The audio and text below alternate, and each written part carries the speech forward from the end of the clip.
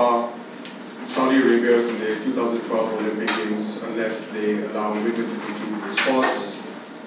I'd like to invite the Prime Minister, Ms. Pang, to start off the meeting.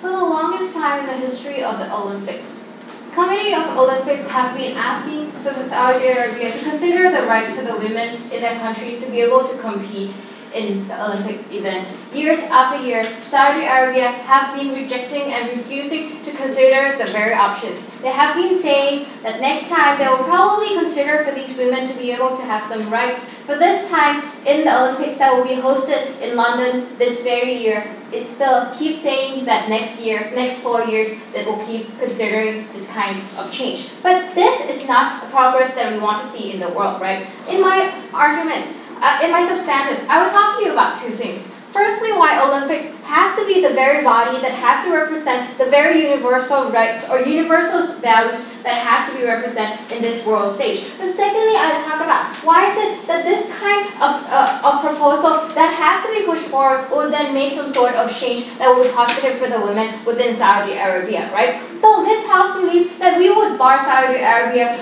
from the London Olympics in 2012 unless it allows female to compete in it. We say that we obviously not going to set any quota. Obviously, if there's no volunteers whatsoever who are female coming from that countries to compete, then we won't force those women to volunteer. But we think there's already a demand. There's already some athletic teams for these women to be able to be in the national teams representing their own countries, right? We say that unless it takes this very step, unless the government of Saudi Arabia allows for these options to be one of the very means that these women can voice out and represent themselves, we're not going to let the entire athletic teams, whether they're males or female, to compete in this event at all. So now, firstly, we say, why is it the Olympics that needs to be the very body or the very entities that represent this kind of thing, right? We say the Olympics is not just an event that represents physical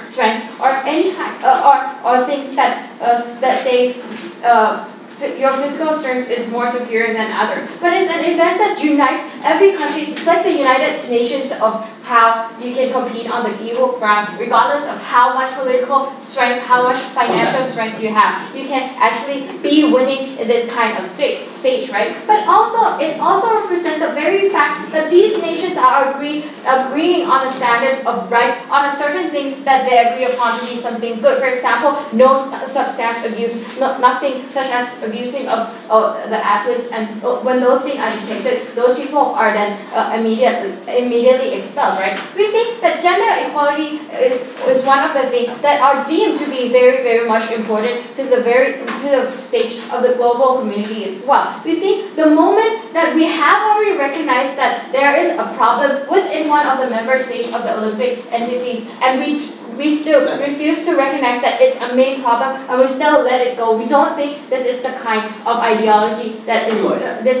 should be pushed forward, especially when the problem is already out in the open. The people around the world already see that Saudi Arabia has been doing so for the past years and years. We also recognize that the ideology that stays within the boundary of a certain country's sovereignty should be kept sacred. You see that, of course, times and times again, we use soft power to slowly influence this kind of change to happen within a certain body, a certain countries. But we don't think this kind of soft power will actually be efficient in this kind of event. One is a unity of countries coming out on the stage, that it's no longer a matter of just one stage, one country's event any longer. We think the Olympic body should represent just more than just the need of a certain countries only. But now, secondly, we say that without the options closed for the female populations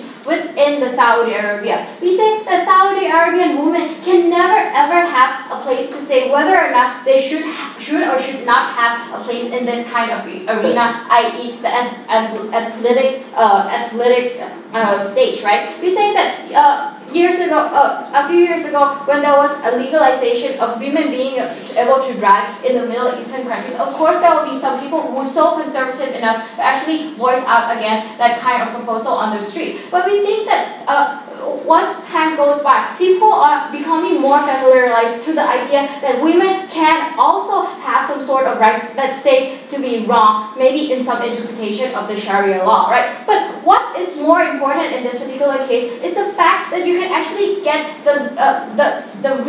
more realistic evaluation of what kind of society Saudi Arabia is already at. Unless this kind of options is being legalized and being opened out for the opinions as of status quo, these women would never ever have a chance to say that yes, as of now, my beliefs is where it is right now, and that I also believe that now it's already okay for me to be able to represent myself in this kind of athletic state. Okay. Yes. Okay, if you don't send a quota, and if Saudi only send 2 people like Brunei, and if 1,000 people want to compete in the Olympics, why your palace can do? Of course, then that's going to be a barring out of the government trying to cut out some women out of the teams, right? But we say as long as there is volunteers as long as there are volunteers and candidates that are willing to be on the national teams, and that the government takes some measures to let those women allowed to be representing in their national teams. That already a representative measures that says Saudi Arabia is giving this kind of rights. And of course, once the first few women are being able to make it up on the teams, there is no justification, no longer whatsoever, that the Saudi Arabian are going to bar some potential women athletes to be on the teams further in the future. Even if in this very first year there are going to be just some budgets allocated for them, we think it's a better mechanism than just not having any options for them to be on the national team at all. We believe that on 2 points, we believe that the Olympics represent more than just the need of one nation, because now it's already a cross-border event that represents a universal value. But secondly, we say that unless we have this realistic evaluation of what Saudi Arabian women need as of status quo, we will never ever know what kind of society Saudi Arabia is at. It's going to be oppressed by the very rules and laws that only judge on the kind of past value that Saudi Arabia has. We don't think that's the kind of policy that Saudi Arabia should go forward with. Thank you. Right, thank you, Prime Minister. I start with the top bench. I can invite you.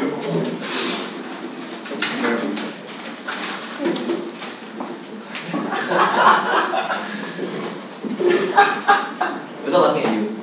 Okay. Distract me. Yes.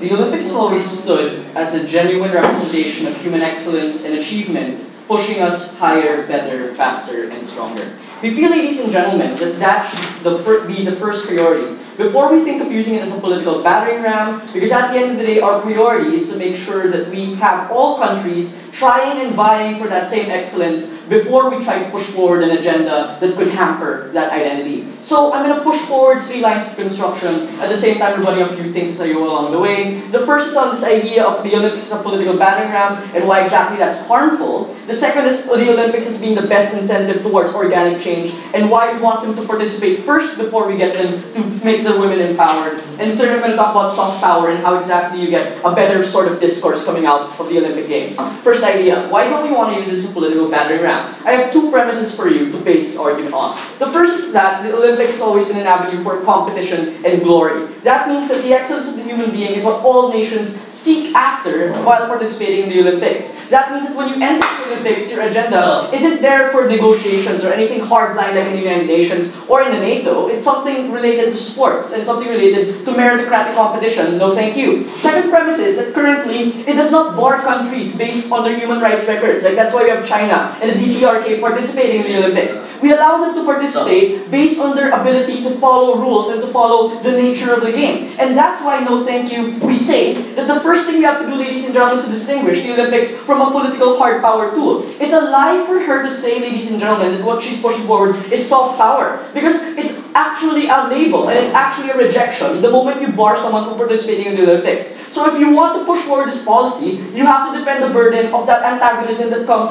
with it. Therefore, ladies and gentlemen, on that light, she wasn't able to justify that in her policy. But the next thing I want to talk about is that while it's correct to forward feminism, and we're not saying it's incorrect to forward feminism, we say no thank you, it's incorrect for you to use the Olympics as that battering ram. Why? Because you defeat the original purpose of competition by preventing legitimate participation from an entire people. Because it's no laughing matter for you to bar an entire country from participating in the Olympics. That's an entire people whom you're saying cannot participate and represent their culture and their society in the Olympic Games. That's not meritocratic and it's not based on sports. No thank you. So how then do we compromise this junction? Because what they want is a feminist empowerment and the discourse of feminism to enter Saudi Arabia. We say, ladies and gentlemen, the first rebuttal I push forward for that practical argument is, if feminist empowerment really is your objective, will you be able to maintain that through rejection and antagonism of an entire people? Because what you're doing is, you're allowing these people to antagonize their women further. Because assuming that that context is true and that women are being disempowered, you give them license to further that disempowerment by making it seem like if we're not going to yield our culture, then we're not going to get to participate, and then the ultimate perpetrator of that crime would be women of that country. No thank you. A lot of the weakness in Saudi Arabia and in a lot of these countries in terms of gender politics is organic. That means that the problem is societal and it's not something you can interfere with through an embargo or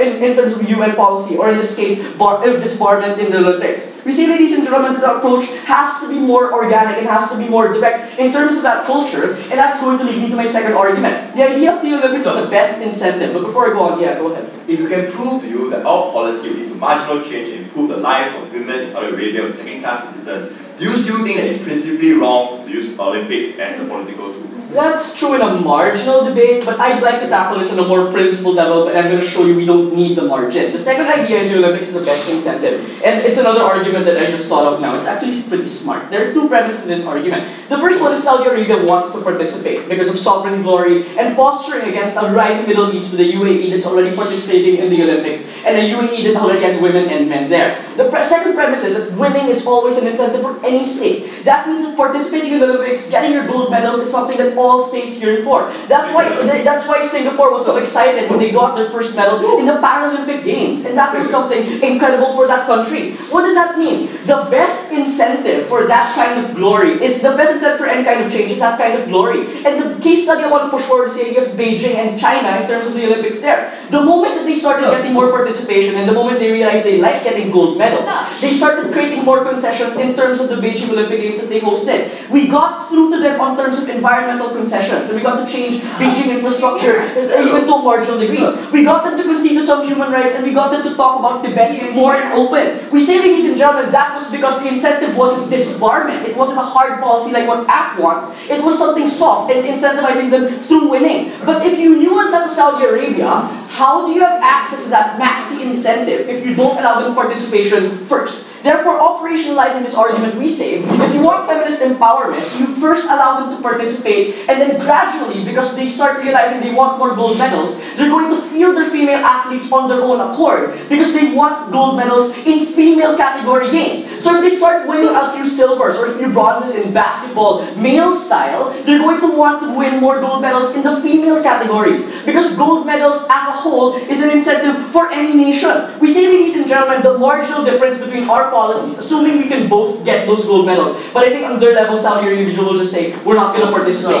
Assuming that they both participate in either model, the marginal difference between our policies is, we have a label on these women that say, hey, we're not affirming you through an affirmative action policy that enmitizes you. We're affirming you because we want you to represent us and we want you to win for us. And that labeling difference and that difference in identity construction is marginally more important, because if your objective is feminist empowerment, it comes from within. You cannot have feminist empowerment if it's an imposition. You're only going to make the problem of the Olympics, the problem of women in Saudi Arabia much worse. But the final constructive that I want to leave you with is an analysis into how the Olympics is used as a form of discourse. Because soft power, ladies and gentlemen, means participation and plurality. Because in as much as it's a field for competition, political dissent in the Olympics is only possible if you view everyone entering it as equal actors. That's why the DPRK, even with a really bad human rights record and even with all of its crimes against humanity, is allowed to participate and allowed to get some success in the Olympics. Because we don't pass a judgment on them until they enter the fray. Because discourse is not founded on negotiations in the Olympics. It's founded on camaraderie and international friendliness. And that's the spirit of discourse in the Olympics. Are you able to do that, ladies and gentlemen? When you pass a judgment on a country and say, you're excluded from our discourse until you abide by our rules. That's not meritocratic, that's unfair to all of their male athletes and to their entire culture. And we see that that makes discourse fail. The only way you're going to get discourse to succeed, ladies and gentlemen, is if you have the presumption that everyone is a plural equal actor before you pass judgment.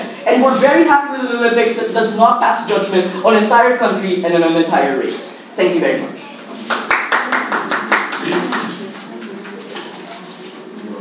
Right, thank you, Leader of Opposition. I invite the Deputy Prime Minister.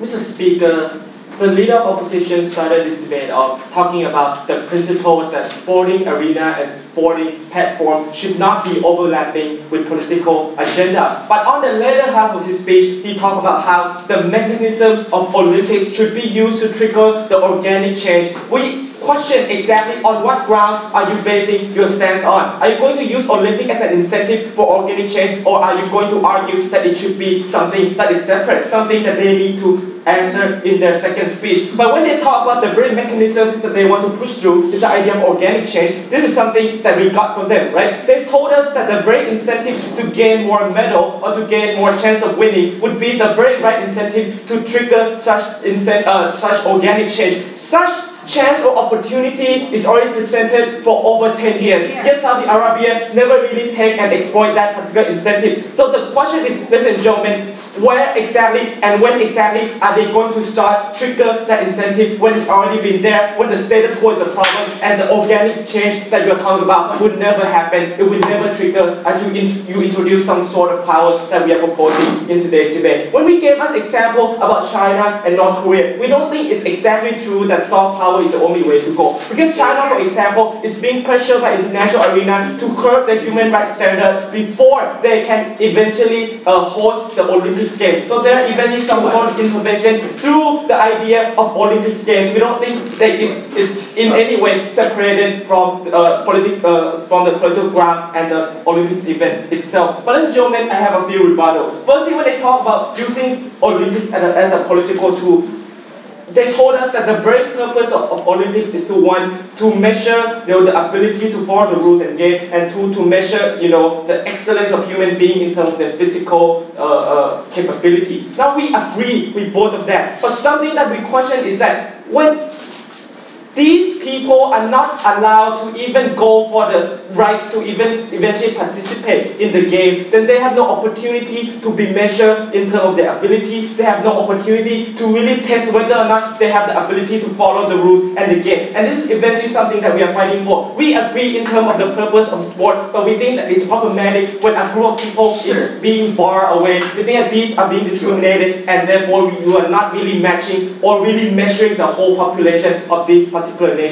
But secondly, they told us the idea of how barring an entire nation is no laughing matter. We think this is good, right? Because this pushes through the very incentive that we need to trigger whatever changes that you are talking about. We think that you have more incentive now to eventually do it. If you want to win more medals, then we think then let the women in, right? We don't see a problem of why exactly there's like they would not go for this change. If you say go for organic change, then once again you have to tell us why exactly is it not working even under the status quo, right? But then last but not least, you talk about the very international, like the sovereignty and the culture aspect. Now, this is something we want to talk about. We are not really pointing a gun at your head and say you have to send someone, but we said the very idea of Olympics is to reflect the very international body and also the culture and society that the majority at large agree upon. And we think gender equality is not a laughing matter, something that my PM has already talked about. So if the Olympic itself reflects the very value and the norm of the majority of the countries, we don't see it is problematic how we also want to reflect such value in terms of the standard of such event as well. Something that we think in the end of the day, we only want to pursue and promote such value, but we are not really violating the sovereignty in any way. Moving on to my argument, ladies and gentlemen, we want to extend this debate into the idea of how it will further empower women on the ground level. Firstly, in the micro level, we think that it will empower women within Saudi Arabia itself, because we are not only sending women to compete, but the idea is that you will be broadcasted nationwide within the nation itself. So this is good for several reasons, ladies and gentlemen. Firstly, you have to understand the very characterization of the division within the society. Because firstly we have extremists, which they will never change anyway, and they are not the majority of the population right now, right? We have to also target the group, the neutral, and those people who doubt the capability and the rights of the woman. We think that this is exactly what the situation is all about. They believe that women are inferior because they are not as capable as male. Now, when you provide them with a platform or a ground for them to showcase themselves, we think they can prove that they can do it. The society can see through the broadcast that these women are capable to compete with other nations for Saudi Arabia themselves. So this is not necessarily about winning or losing, ladies and gentlemen, but it's about how the minute that you're up there representing the nation, people as a whole will eventually have a sense or a pride of nationalism. They will cheer for you regardless of your gender. And we think this is the kind of change, the kind of trigger we need in order to empower the women, ladies and gentlemen. But on the second level, we argue that it will also empower even the women population in the nation, as in the idea of boosting their moral and boosting and hoping that they'll be more active in the political ground. Because now that they see that there are other women competing for them, they have the general female at large who see and be inspired by the ability of the female as a whole, ladies and gentlemen. We think such inspiration will eventually trigger more active protest or more active call for gender equality even within the ground itself, and we think this is something that we need. Because organic change will never happen if we don't trigger the idea of, we don't trigger something, we don't have any kind of inspiration, and we don't have any platform or ground for them to showcase their ability. I'll take the opening. Okay, the label we pass on them will always be positive because we allow for them to choose and voluntarily allow these women to go. The label you pass is reinforcing that anti-female stigma. So what's better, really? There is better. Here, 10 years ago, when we present them with such option. But for so long now, they never take that option. They never really exploit the opportunity to send more women in. And thus we are saying that organic change will not happen. This is their burden to tell us why. After 10 years, why do we have to wait another 4 years or another 8 years in order for it to work? Something that we are not having from their speech. But ladies and gentlemen, on a more macro level on this particular argument, we also want to propose the idea that when the international body or the international arena is taking an active role in promoting this kind of gender equality activity, we think it sends a significant message when we ask for tangible change, right? We think this is very helpful and beneficial, not only for Saudi Arabia itself, but also as a region and also as worldwide, right? We think it's the very first action when we ask for tangible change. We think it's going to promote even more gender equality, more women's rights, nationwide and also in terms of the society at large. For these reasons, ladies and gentlemen, we think we are tackling the problem, we are solving the status quo, something that they haven't been talking and analyzing for us in today's debate. We are extremely proud to propose. Thank you.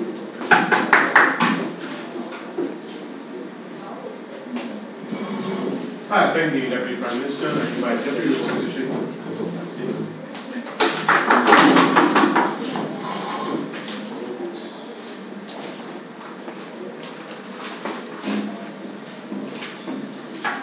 Let's clarify. In our model, we're going to allow Saudi Arabia to compete even if they don't send any women. And in their side, what they want to do is they want to antagonize Saudi Arabia.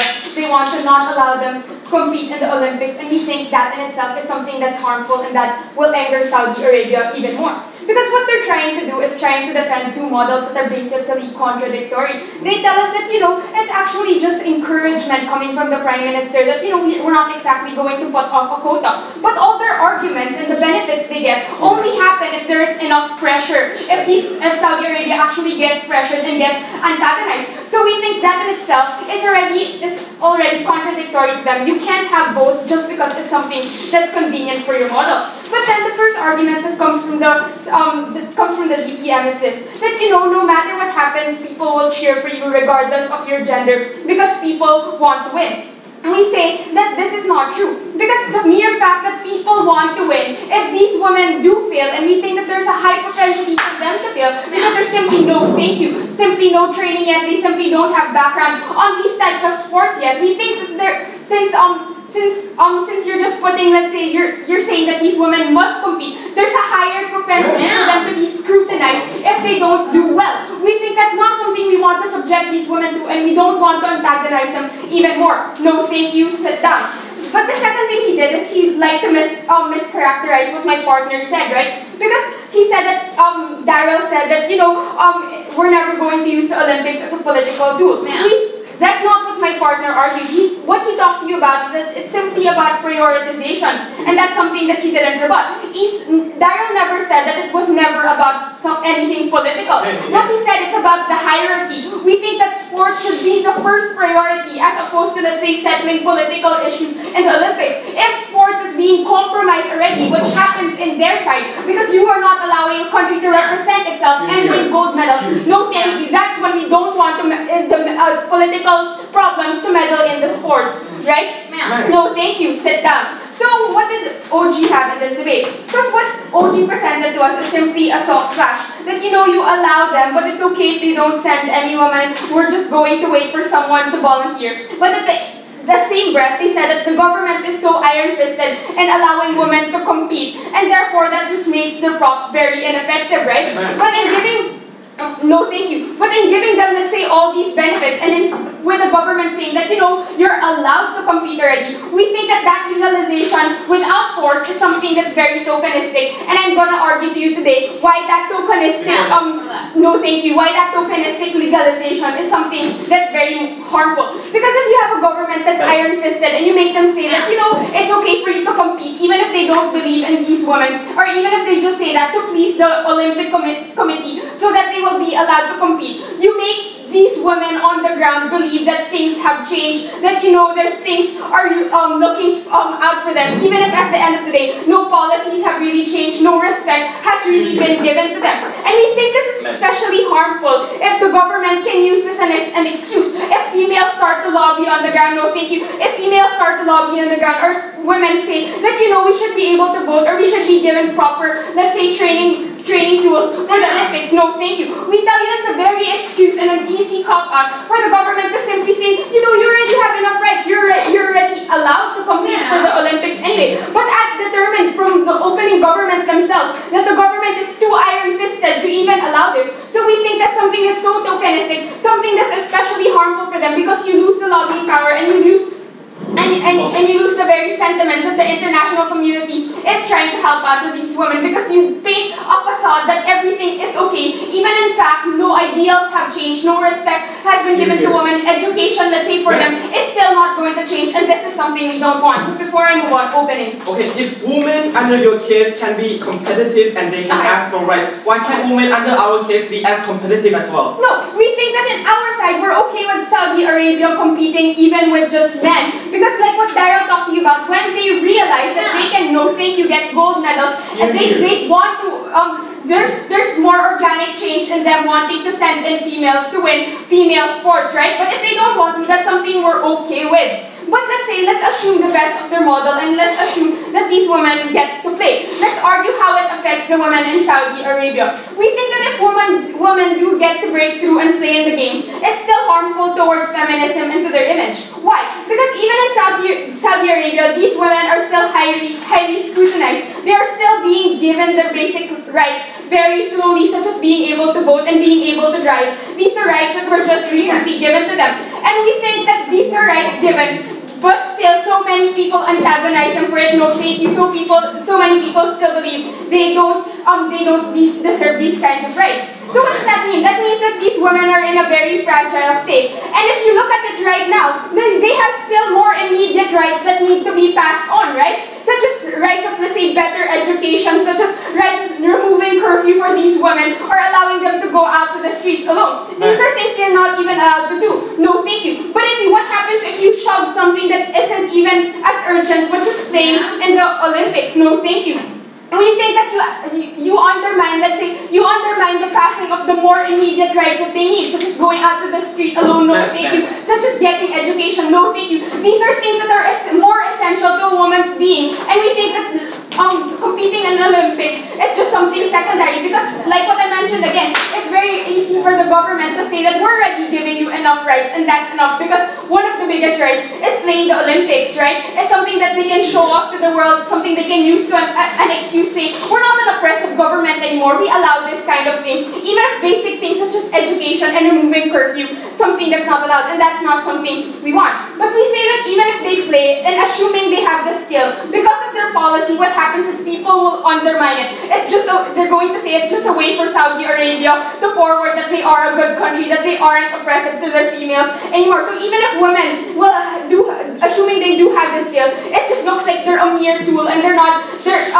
really as great. But second, we think that if these women do fail, which we think has a high propensity because of the lack of training and let's say lack of education that the government does give to them, what happens is because of the media present, because of the television that's present, you put them under even higher scrutiny. When they go back to their home country, people will say now that you failed us, that women really don't deserve this kind of right. You give all these other people a reason to antagonize them or not to allow them again in the next games. That's something we don't want. That's why we don't want the forces. We don't want these harms, because we believe in women. Thank you.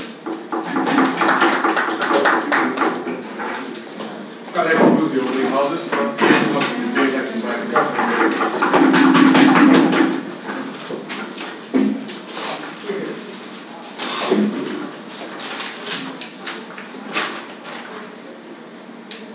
Given the deep-seated issues of subjugation of women in Saudi Arabia, we think that change at the fringes is the first step. We think that even allowing women to compete at Olympic Games is a big move for Saudi Arabia, and it will in fact incentivize more change on the part of Saudi Arabia. The extension coming out from closing government is simple. What we're going to argue is that how barring Saudi Arabia will take advantage of the political circumstances and the international standing of Saudi Arabia to pressure them to not only make change at the fringes, but change as a whole as well. But before I go on to that, let me first rebut in two key areas. Firstly, organic change, and secondly, how this will harm women.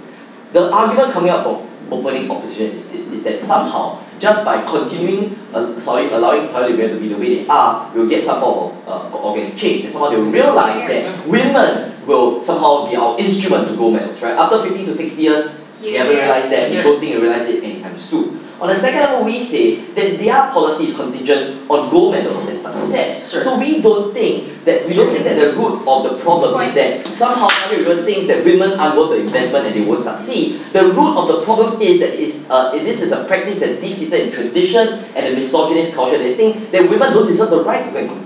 Right? So we think that just by simple demonstration and the desire to win gold medals will not counteract and overcome that particular deep-seated tradition. So the only way you can do that is to make them recognize that what the particular mindset is wrong, which I'll go on to elaborate. Thank you. Moreover, right, given that policy, if Saudi Arabia never wins, or they do not see winning gold medals as something that's important, then when will they again get a change for women that we truly want to fight for in this debate? Moreover, right, the assumption here is that Saudi Arabia do care about winning medals in the Olympics. The argument here is they're not, because the only reason why Saudi Arabia wants to compete in the Olympics is to make sure that they are part of the international community, make sure they are part of the global community, and they do not want to be a pariah in the community, because they want to make sure that they maintain trade ties and ensure that they maintain their reputation as the leader of the Islamic world, right? So we say that's the motivation for competing. So we don't think that when it comes to winning gold medals, it's something that they really, really desire for. But before that, yes, opening. Waiting has to work. That's why the first wave of feminism is already happening in Saudi Arabia. Women can now drive because they have waited and not forced these things. Okay, assuming we're not agreeing that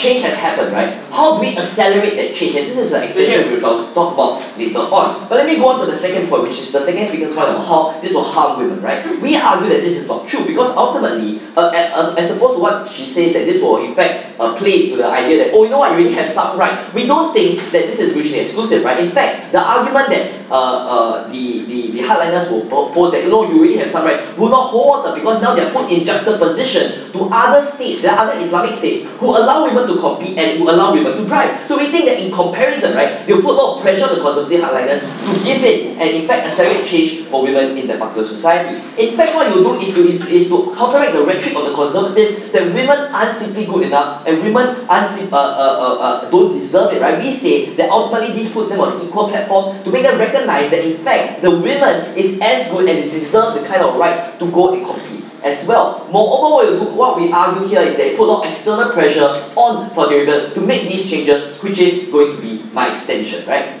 Thank you. So now going on to my extension, how will barring Saudi Arabia take advantage of the Saudi Arabia's international standing and political successes to make sure that they make some change? We argue that this is a reasonable compromise that Saudi Arabia will take, and ultimately this will spur a lot more change in that particular society, right? Opening government did a good job in telling you how, like, if we were able to see women competing on the ground, what that would do to allow people to change their mindsets in Saudi Arabia. What I'm going to talk about is how this will change the mindset at the top and make them see that this is something and this is an action they need to take. So thank you. Let's take a look at what's happening in Saudi Arabia right now. There's a lot of momentum for change for women's rights in Saudi Arabia, right? King Abdullah, as well as the leader of the state, as well as the head of the Sharia Council within Saudi Arabia, has really suggested they will consider to allow women to start driving. Right? This is a policy they are now willing to consider after 15 to 6 years of not even wanting to talk about it at all. On the second level, we say that in fact now they are allowing women to vote in the next election. So we say that now all these are signs that they are acknowledging their role in the international community,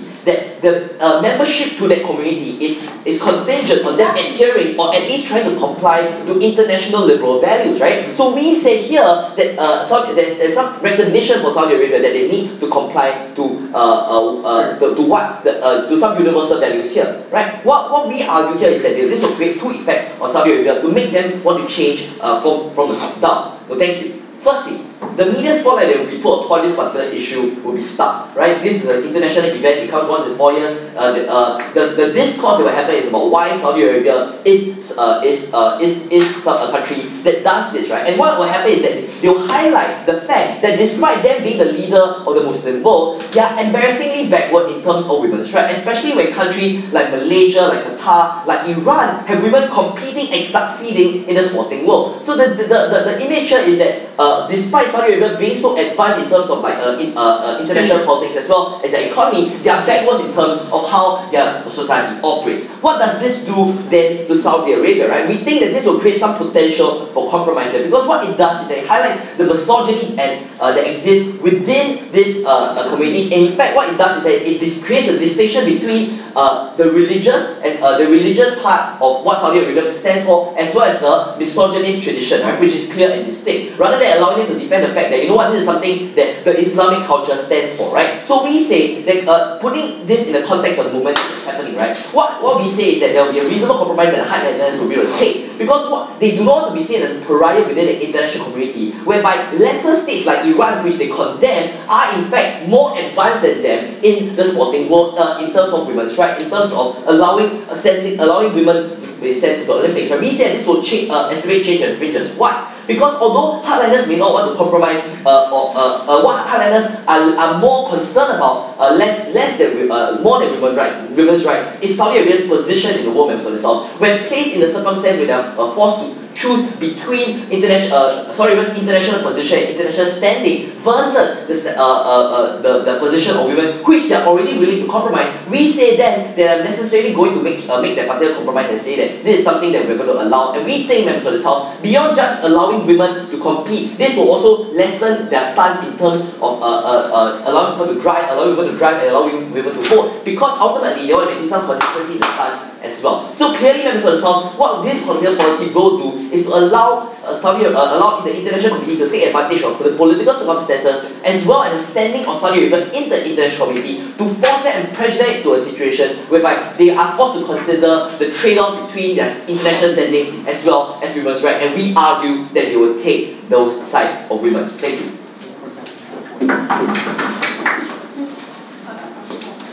Alright, there we go. Remember,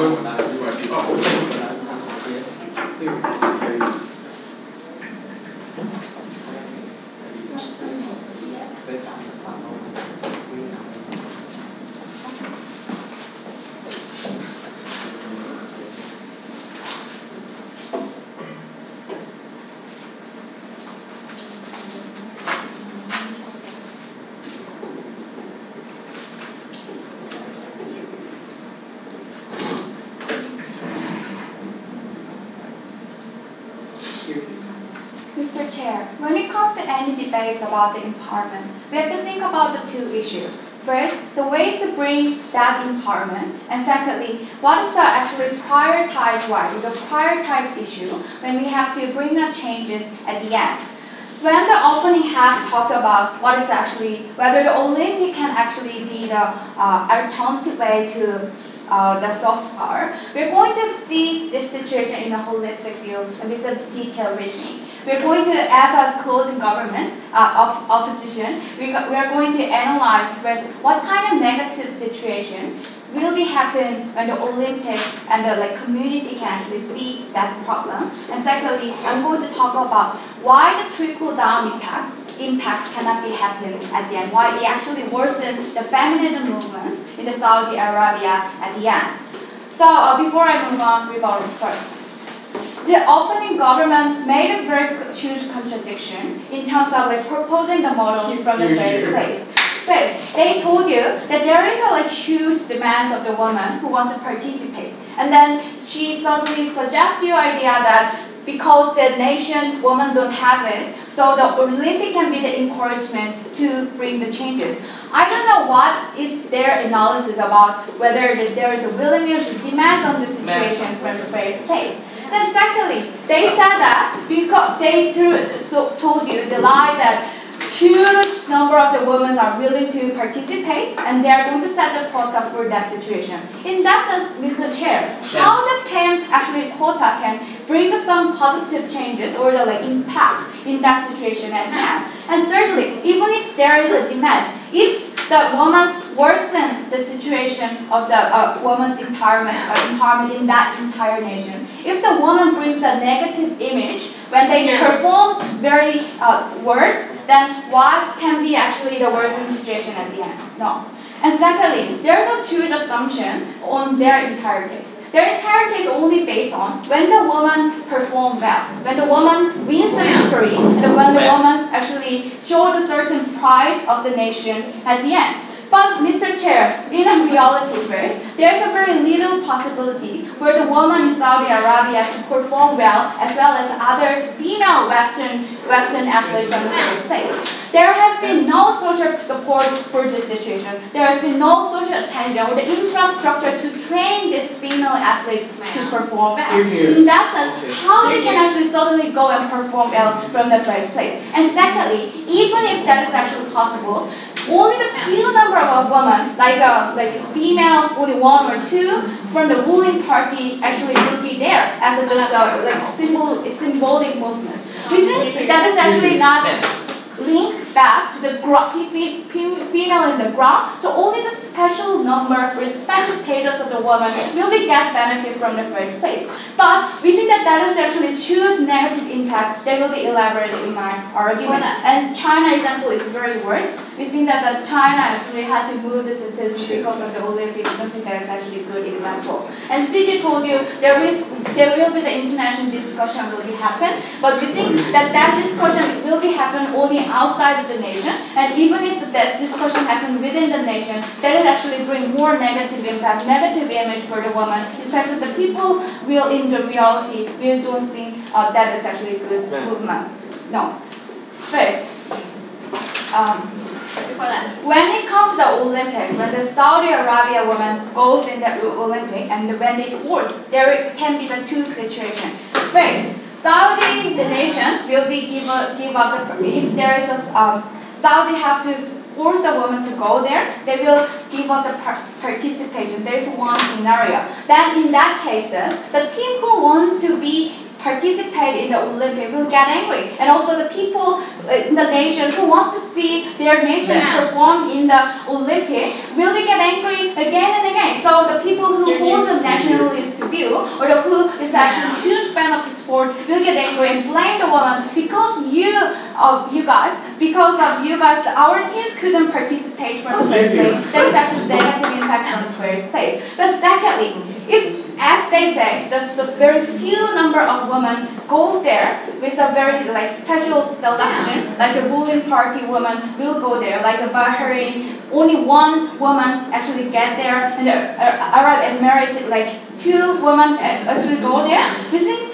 first, there's a very little possibility for those women perform well, as I explained in the introductory part. And because there is the infrastructure, the no training system, there really no less possibility for that woman actually perform well. And that actually brings the idea that woman cannot perform well as a man. Woman is actually bringing this humiliation for that nation. In the international level, we think that is actually criticism. But even if that is true, Mr. Speaker, if the woman actually goes there, wear the hijab, we think that is actually brings a very international criticism for that situation. The women actually oppressed, they have to wear the scarf even when they actually perform the sport. We think that is actually that kind of criticism happen. Then the nation actually see don't regard that situation as a positive movement from the first place. Closing. Given that Saudi Arabia is a country that has been making a lot of effort to include themselves in the international discourse and taking part as an international member of the international community, why would they give up that position just to continue subjugating the thing is that without having that international intervention or that kind of arbitrary enforcement, the changings already happened as giving the basic right a vote or driving. We think that the why is actually linking back to at the end. So, and also secondly, if the woman have to take off the hijab during the performance in the Olympic, then that community or that woman can be victim in that nation because that woman actually violated the rule in the Muslim, and that actually can bring the very negative impact or the victimized female athlete will remain at the end. Then secondly, why the trickle-down effect cannot be happen? First, there is actually right for the only very special woman who can be there as a competent. And secondly, women in the ground will face with the criticism from their community or their reality in the act, and also the gap will happen again and again. And thirdly, if the oppression happens for this female athlete, then there will be no one who wants to go and participate furthermore. So then we don't think that actually because of the very special cases for the only one or two women, we don't want to sacrifice the entire woman in that nation. Mr. Speaker, the changing is actually happening without Olympic or that kind of arbitrary intervention. We think that organic changes or that the willingness of the people in that nation is more important. I'm very proud to oppose.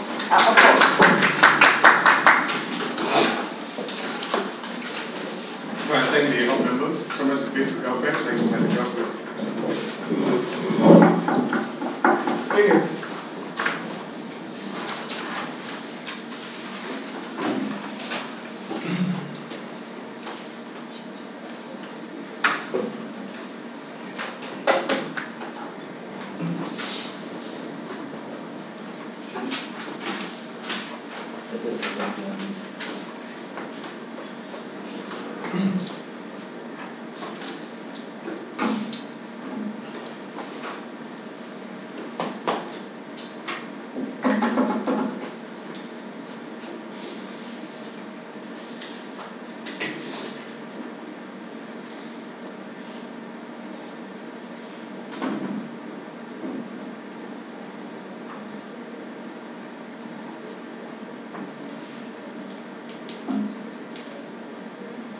Mr. Speaker, in Saudi Arabia today, there's a momentum in change, degree of change occurring on the ground amongst the groups that are occurring.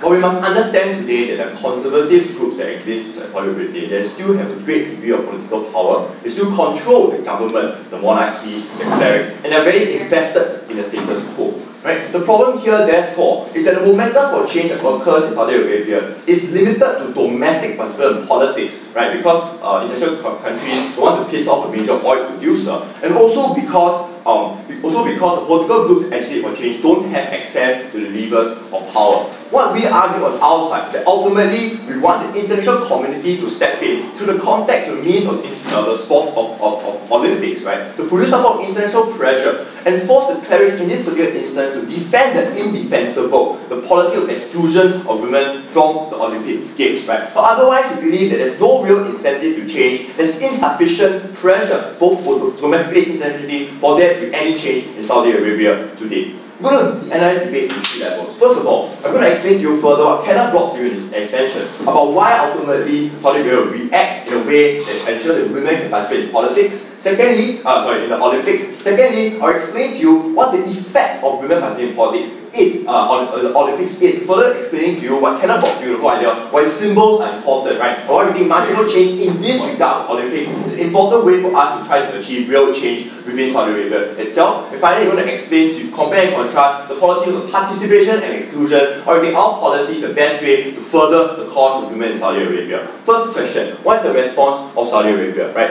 And the argument he brought to you was that ultimately international legitimacy and international acceptance to community is something that is really, really important to most nations, right? Because they want to be part of a global community, part of a global framework, right? And it's this very idea that, for example, forced apartheid South Africa to change its policy. It's this very idea that forces countries, right, to change the policy to be more acceptable to global norm, to global communities. The thing here is that ultimately, therefore, participating in Olympics is a form of international legitimacy, confers legitimacy upon the country that is competing in the Olympics. And what he told you is that ultimately what we do is we capitalize on this need, and we capitalize on the ability of the current momentum is occurring on the ground, accelerate this real momentum change. Especially since the media spotlight will be placed on Saudi Arabia, it will not only affect the communities around Saudi Arabia, but Saudi Arabia itself, right? If they read the news, they see the news, that will mean that the issue of women and the women competing in politics become a central feature of Olympics, which further enhances their role within the community today. The assumption on their side, right, was that somehow medals and somehow insufficient incentives and so forth. But they failed to understand the fundamental value of legitimacy that is conferred by the Olympic Games. The second question, then I move on to talk about, right, is the whole idea of what happens when women participate in the Olympics itself, right? And the assumption here, in fact, the harm that they explained to us, assume Saudi Arabia will comply to our policy. But before that, I'll take closing.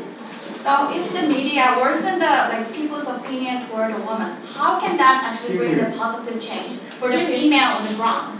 Okay, so this is my point, right? What exactly the effect will be? So the whole argument coming from this bench is that somehow the moment you have women participating in the Olympics, somehow their rights, other rights will be undermined. Idea coming from the opening government, right? The whole idea is somehow the rights will be undermined. The problem here is twofold. First of all, they assume that the international community of people on the ground is blind. That the moment they see, you're going to the Olympics, we don't care that there are denied other rights, we don't care that it's actually second-class citizens, Saudi Arabia, and we won't pressure you elsewhere. We don't think that's the case. On the second level, they assume here that the granting of rights occurs as a trade-off, but it doesn't. The granting of rights occurs as a shifting in the perception of populace as they begin to see increasing legitimacy in the demands of a certain group. We see, for example, all civil rights movement, the women's civil rights movement, the black civil rights movement, and the homosexual civil rights movement, all these things proceeded as continuous. You grant them a certain modicum of rights and legitimacy in one area, it moves on to other areas. Moreover, you see black people, the participation of sports, the representation of Jesse Owens in 1936 Nazi Olympics, right, were all things that raised the profile of the black communities. Or you weren't able to achieve immediate change. The simple fact is that the moment you grant these people some modicum of rights, some modicum of legitimacy and respect, that are currently denied under the status quo, this allows them to further push the momentum for change and to widen the perception of populace that these are legitimate groups with an equal role to play in society as the rest of us. The second idea coming from closing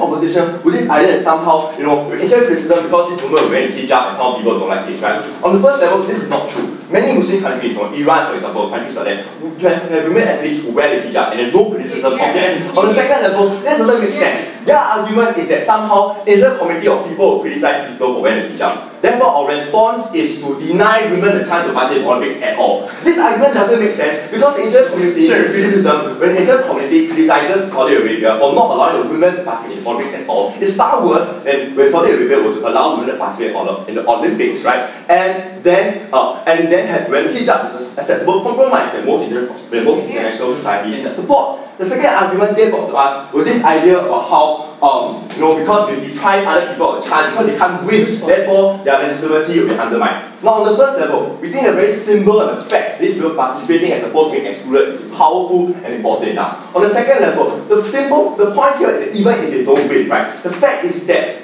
there's still seen as people representing Saudi Arabia. There's still putting in, the effort in to participate in the sport itself. That argument is that people have no training, no facilities, therefore it won't occur. We don't think that this is the case. We think that ultimately, Olympics is not only about winning, but it's also about rewarding effort. Which is why there are many countries, for example, war-torn countries, right, who have sent football teams who basically have no preparation at all, but who ultimately are an important rallying point, important symbol for many of these countries because of how they participate in the Olympics itself. This argument doesn't stand. Finally, who are your participation or exclusion? The argument again coming to opening opposition. This idea is somehow of discourse, right? But we don't see how Olympic participation allows you to talk about female values. On the second level, we think that ultimately the point here is that membership is legitimacy. And what they do here is they confer legitimacy upon what is essentially an illegitimate view. Because they say to Saudi Arabia, your policy that excludes women from the Olympics is something that can be considered, something that can be talked about. We don't think the Olympic Committee should allow this kind of view to stand, but must take a stand against this kind of policy and force the clerics and consultants in Saudi Arabia to defend this policy, to say that ultimately we are the ones denying everybody the chance to participate in politics because we want to hold on to this policy. We don't think, in fact, they want to talk about how women will be blamed for this policy because now Saudi Arabia can't compete. It's something that's going to occur. We think, in fact, that clerics and consulting groups will want blame for denying people the chance to participate, or because they want to hold on to a policy which has no rational basis for it. We think ultimately we best forward the chance of women in Saudi Arabia. We best help women get secure the right. We best have the momentum. They remain stuck in the status quo. They want to continue to follow on power. Very, very proud to propose. So the government was supposed to be as a whole, that you want to talk with.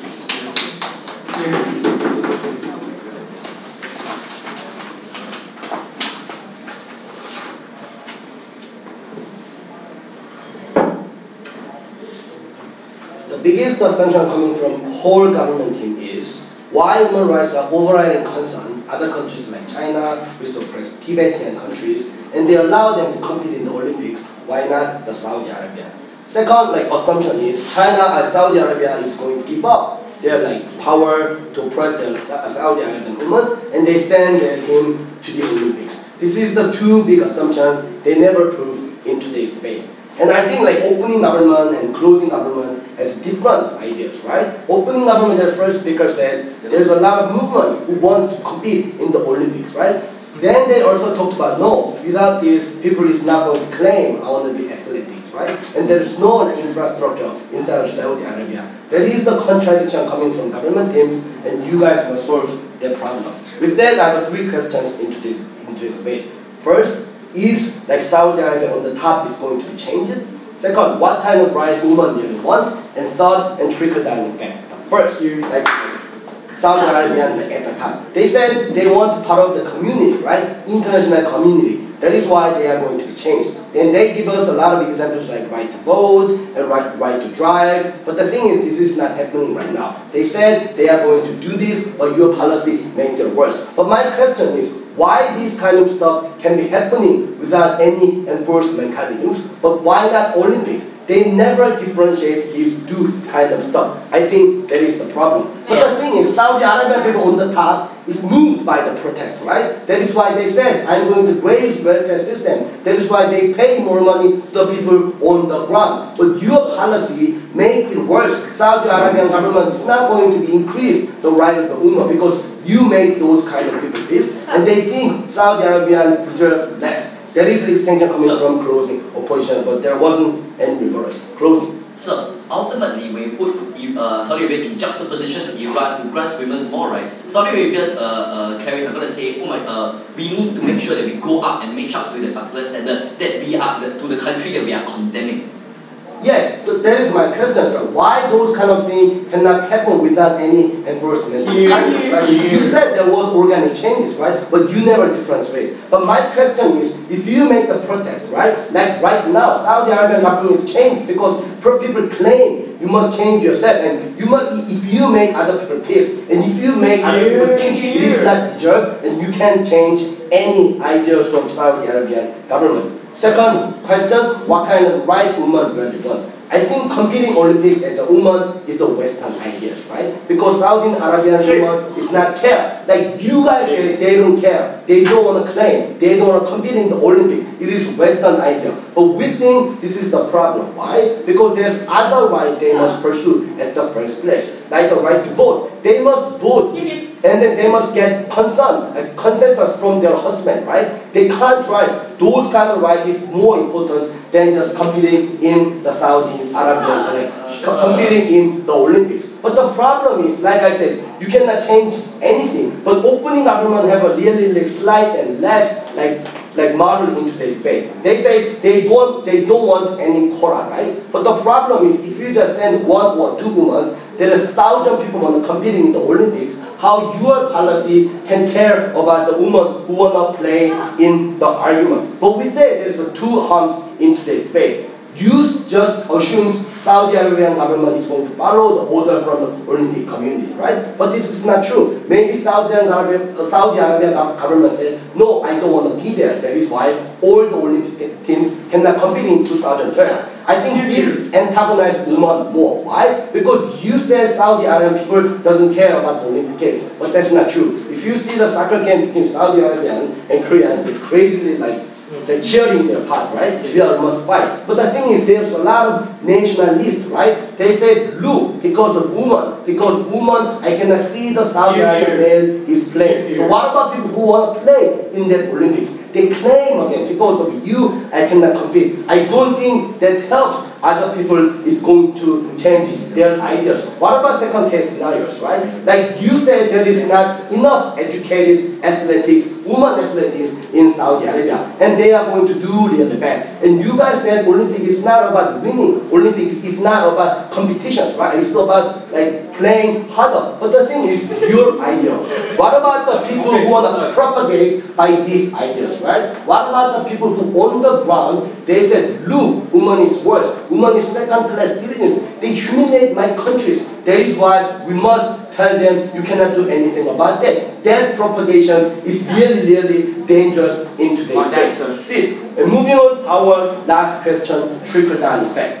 They said other people is going to follow, right? There's, if I see the TV, people playing on the TV, other woman is going to suddenly realize I can compete in there. I have a 3 response. First, UAE sent 2 female athletes from their ruling party. Then people on the ground is not going to influence by the 2 ruling parties, right? They are different people. Second, I can't even drive. But why I'm going to influence by taekwondo woman? Why I'm going to influence by shooting woman? They have a different types of idea. People is not going to change their idea. Even if that is true, I don't want to sacrifice Saudi Arabian women, right? The closing government shifts our case. We never say hijab is the problem. The problem is Saudi Arabian people don't want to let their women display their face and their body on the public. But if you see the TV, more than 1,000 people seeing women playing on the ground, there's a lot of male and females playing in there. They will antagonize that woman. Then when